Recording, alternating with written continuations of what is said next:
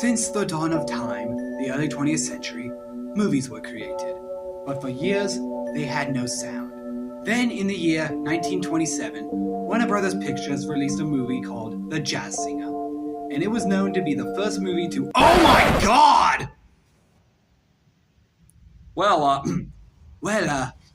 I guess I've never seen that movie, and some things in it seem to be very outdated, but all you really need to know is that it was the first movie to ever have sound. You, think people want that, though? Sound in their movies?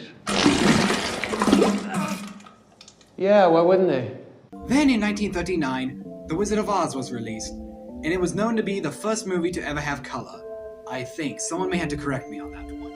Then in the year 1941, a movie known as Citizen Kane was released, and still to this day, it is known to be one of, if not the greatest movie ever made. Then in the year 1972 and the year 1974, two movies were released, The Godfather and The Godfather Part 2. And still to this day as well, they are known to be two of the greatest movies ever made. Then at some point when IMDb was created, somebody decided that The Shawshank Redemption was the greatest movie ever made. I mean, it's a great movie, but I wouldn't say it's the greatest. But now, in the year 2023, director Elizabeth Banks and producers Phil Lord and Christopher Miller invite you to witness what could possibly be the greatest motion picture ever made. No, don't eat that, don't eat that. Let's see what kind of effect that has on us. The bear, it fucking did cocaine. A bear did cocaine. People, what you have just witnessed is a clip from the newest motion picture that just dropped in theaters, Cocaine Bear. And I could not think of any better way to watch this movie than without some Coke. Coca-Cola. Did you actually think I had real Coke with me? This is YouTube. They wouldn't allow that. I will start off with saying this, and I don't think I'm exaggerating one bit. I, Trev, of Trev's Movie Reviews, think that Cocaine Bear, without a doubt, is the greatest movie ever made. And if you don't believe me, let me just tell you the story of Cocaine Bear. Our movie starts off with Bear.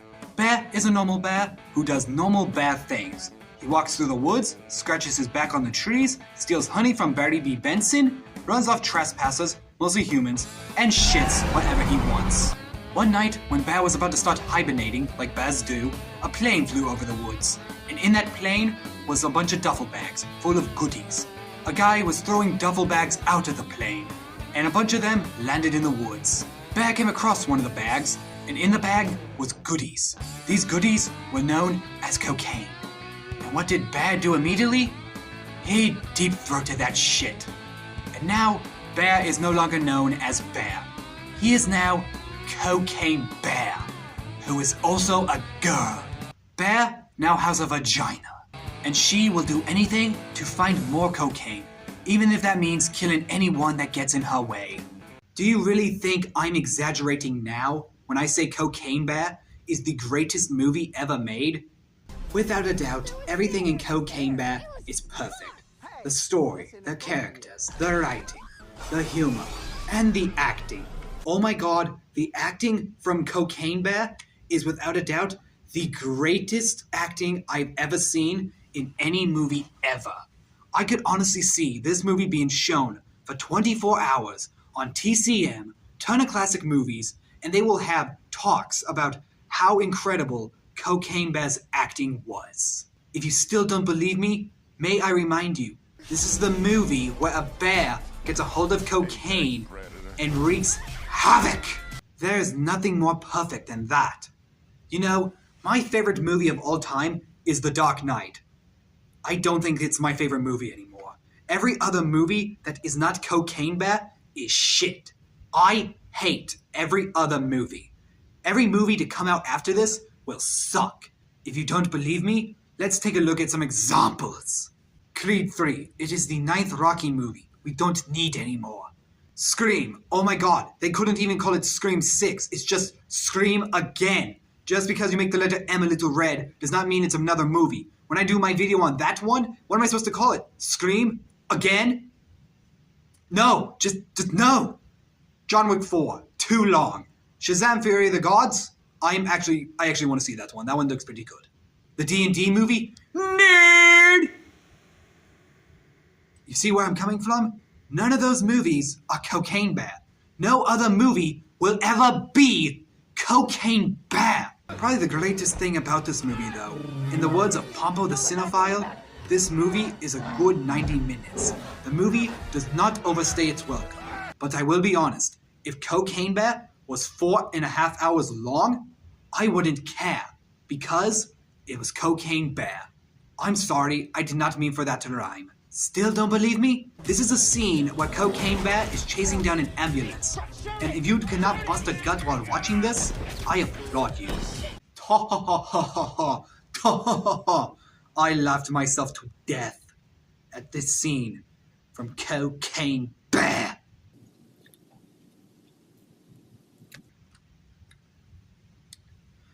Ah, that was some good coke. Excuse me. Let's also talk about the second greatest performance in the movie, Ray Lee fucking Ota. We were sad to hear of his passing last year, but if this is for sure his last performance, it may have been a small one, but talk about going out on a high note. No pun intended. Actually, very much pun intended. The movie will also teach you a thing or two, like this. You're safe. Bears can't climb trees. Of course I can! Higher, baby. Oh, shit. Get higher, baby. Note to self, never climb a tree when Cocaine Bear is near, like a dumbass. If I had to nitpick the littlest thing in this movie, and I am very sorry to have to do this, but there's a scene where Cocaine Bear takes a well-deserved dirt nap on top of a guy. And this guy says that it is a girl. And how does he know this? Well, apparently where his ear is where the vagina of the bear is. Which is bullshit. You want to know why?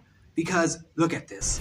His head is where the bear's head, or at least chest, is. So, if its vagina was anywhere where he is, it would be near his leg. I sadly call bullshit. Years from now, I could see books being made about the amazingness that is Cocaine Bear. And you know what I will do? I'll go to every store and buy every single copy. Same goes for when the movie comes out on Blu-ray. I don't think there's anything else I could say about the excellence that is Cocaine Bear. If you go see any movie this weekend, no, scratch that. If you go see any movie in your lifetime, make sure it is Cocaine Bear. This weekend, take the family, take your friends, take the kids. If your kids know how to cooperate in a movie theater, hell, even take Grandma. Grandma will love this movie as much as you will. Hell, it will be her favorite movie as well. And I don't think this comes to anybody as a surprise, but I must give Cocaine Bear an A+. Plus.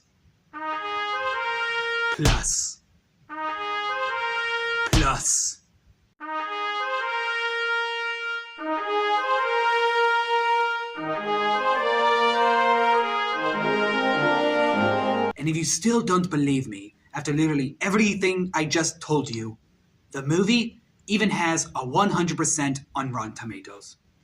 At least it did earlier today. I do not even want to check, because I know it will be lower than 100%, which is bullshit. Suck it, Paddington 2. You no longer have 100 on Rotten Tomatoes, but Cocaine Bear does. And I swear that's not photoshopped. You know, I saw a movie last night, and now I cannot even remember what that movie was or what I even thought about it, because it is not Cocaine motherfucking Bear. So now you're probably asking yourself, Trev, if you think Cocaine Bear is that utterly perfect of a motion picture, do you think there will be any other movie as perfect as Cocaine Bear? Well, there is one movie that I think could be better than Cocaine Bear, and that, my friends, is Cool Cats Starts a School Shooting. But here's the thing.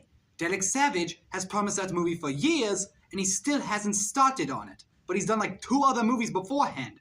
So, What do we do while we wait for his version of Cool Cat Stops a School Shooting?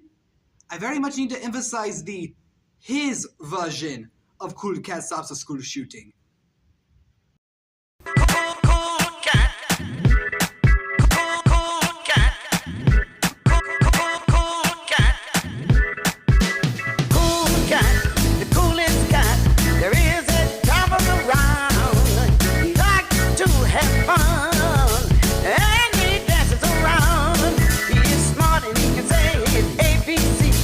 Oh, but in all seriousness, do go see this movie. It's pretty great.